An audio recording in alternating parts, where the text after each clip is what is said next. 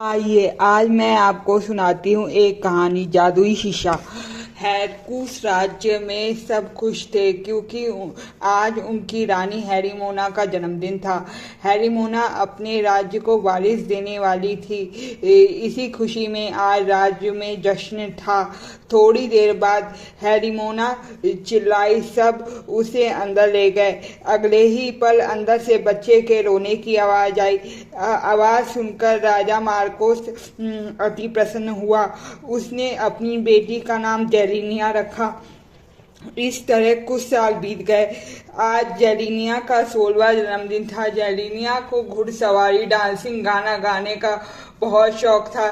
जेलिनिया अपने कमरे में पियानो बजा रही थी। तभी उसके लिए कुछ ड्रेसेस आती हैं। तभी नैन्सी उनसे कहती है, आज आप इनमें से जो ड्रेस पसंद आए आप वो पहन सकती हैं। जेलिनिया ने एक ड्रेस पसंद कर ली और शाम को वही ड्रेस पहन ली और जश्न में शामिल हुई। जश्न के बाद राजा मार्कोस ने उसे एक तोहफा दिया, जिसके तुरंत बाद उनका देहांत हो गया। एक ही पल में जेलिनिया की दुनिया बदल गई। कुछ दिनों बाद जेलिनिया को जन्मदिन पर दिए पिता के तोहफे की याद आई। जेलिनिया ने उस तोहफे को खोलकर देखा। उसमें वही जादुई शीशा था। अचानक उसमें एक तेज रोशनी हुई और जेलिनिया उस जादुई शीशे के अंदर चली गई। थोड़ी देर बाद जब उसे होश आया तब उसने अपने आप को एक अनजान जगह पर पाया। उसने मन ही मन सोचा, यह कौन सी जगह है, वह कहाँ आ गई है। उसने चिल्लाना चाहा पर उसकी आवाज कोई नहीं सुन सकता था।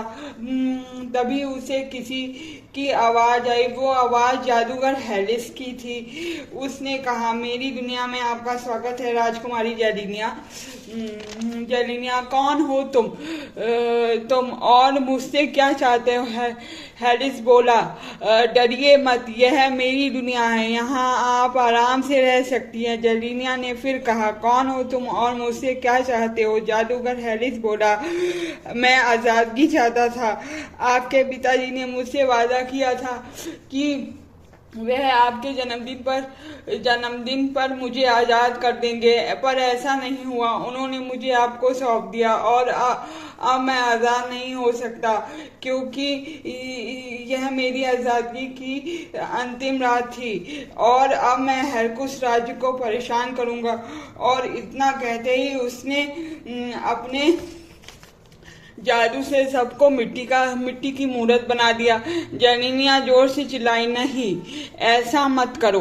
तभी हेलिस ने कहा, मुझे वो जादुई किताब चाहिए जिससे मैं सारी दुनिया पर राज कर सकूं। जेलिनिया ने कहा, भूल जाओ, यह कभी नहीं हो सकता। हेलिस ने कहा, तो फिर रहो इसी कैद में। इस तरह 5 बरस बीत गए। हेलिस रोज राजकुमारी को खाना पानी देता था, क्योंकि उसे वह जादुई किताब का पता चाहिए था। उस जादुई किताब का पता चाहिए था। एक दिन राजकुमारी जादुई शीशे के पास बैठकर अपने पिता को याद कर रही थी और कह रही थी कि काश किसी को हमारी मदद के लिए भेज दीजिए। कि तभी वहाँ से एक खूबसूरत नौजवान राजकुमार वहाँ से गुजरा। उसने महल के अंदर से किसी के रोने की आवाज़ सुनाई दी। अपनी माँ के दिए एक जादुई लॉकेट के कारण वह राजकुमारी जेलिनिया की आवाज़ सुन सकता था। वह अंदर की ओर गया। जैसे ही वह जेलिनिया के कमरे में गया, उसने देखा कि यहाँ तो सब कुछ मिट्टी का बना हुआ है। उसे फौरन एहसास हुआ कि कुछ तो गड़बड़ है। वह जादुई शीशे के सामने गया। उसने जैसे ही अपना हाथ बढ़ाया, तेज रोशनी ने उसे भी अंदर कर लिया। अगले ही पल वह जादुई दुनिया में चला गया। जब उसे होश आया तो वह जादुई शीशे के अंदर था। उसने कहा, यह मैं कहाँ आ गया हूँ? अपना समय ना बर्बाद करते हुए मुझे यहाँ पता करना है, यहाँ कोई है तो नहीं। राजकुमार थोड़ा आगे बढ़ा तो देखा सुंदर राजकुमारी जेलिनिया सो रही है। वो इतनी सुंदर थी कि राजकुमार उसके ख्यालों में खो गया कि तभी वह एक टेबल से टकराया जिस पर रखा वास नीचे गिरकर टूट गया। कांच की आवाज सुनकर राजकुमारी की नींद खुल गई कि तभी हैरिस अंदर आ गया और जोर से चिल्लाया, कौन है वहाँ? राजकुमार ने कुछ सोचकर कहा, जी मैं हूँ, आपका सेवक मदन लाल। मैं इनके लिए खाना लाया हूँ। हैलिस ने कहा, ठीक है, दे दो और वहाँ से चला गया। राजकुमारी थोड़ा डर गई। राजकुमार ने अपना हाथ बढ़ाया, डरिए मत, मैं दूसरे राज्य का राजकुमार मैंडी हूँ। दरअसल मेरे पिताजी ने राजा मार्कोस की खबर लेने के लिए मुझे यहाँ भेजा है। मेरी राजकुमारी ने कहा, मेरे पिताजी? वो तो अब इस दुनिया में नहीं रहे।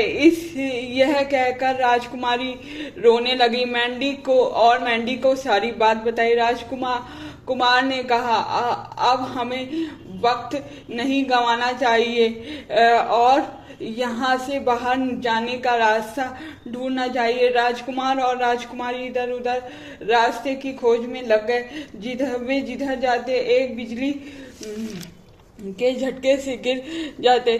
तभी वहां से पर हैलिस की आवाज आती है, लगता है तुम लोग कुछ ढूंढ रहे हो। तुम्हें क्या लगता है यहाँ से बाहर निकलना इतना आसान नहीं है? बिल्कुल नहीं। और अपनी तलवार से राजकुमार को घायल कर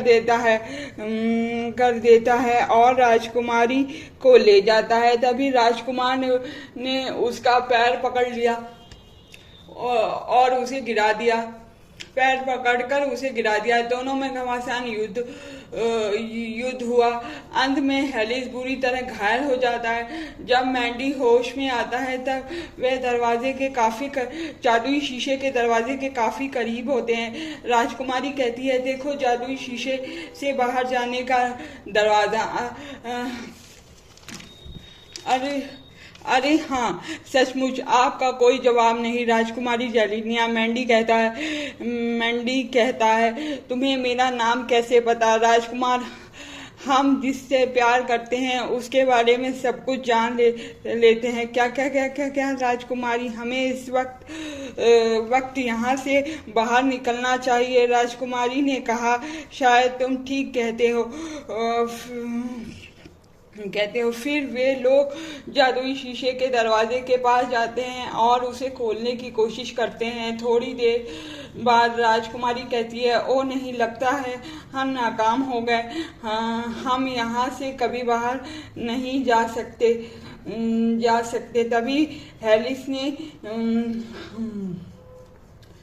तभी हैलिस के हाथ में बड़ी अंगूठी चमकती है। राजकुमार मैंडी उसके करीब जाता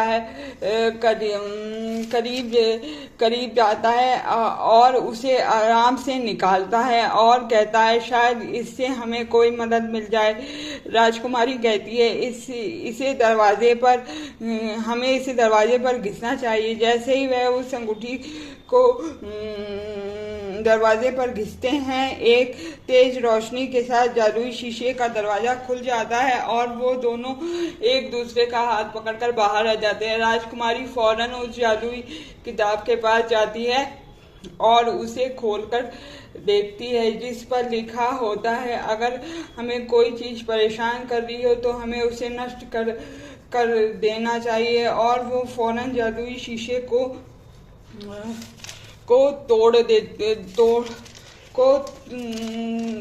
तोड़ देती है और इस तरह दुष्ट राक्षस हेलिस का अंत हो जाता है और हेरकुस राज्य फिर से हरा भरा हो जाता है। महारानी हैरीमोना कहती हैं, मुझे पता था मेरी बच्ची तो इस राज्य को कुछ नहीं होने दोगी। राजकुमारी मुस्कुराई और बोली कि ये काम मेरे अकेले का नहीं है, इसमें राजकुमार मैंडी ने भी मेरा साथ दिया है। और कहती है, माँ क्या मैं मैंडी से शादी कर सकती हूँ? क्यों मैंडी, तुम्हारा क्या ख्याल है? मैंडी कहता है, मेरा भी यही ख्याल था। और इस तरह दोनों की शादी हो जाती है और हेरकुस राज्य में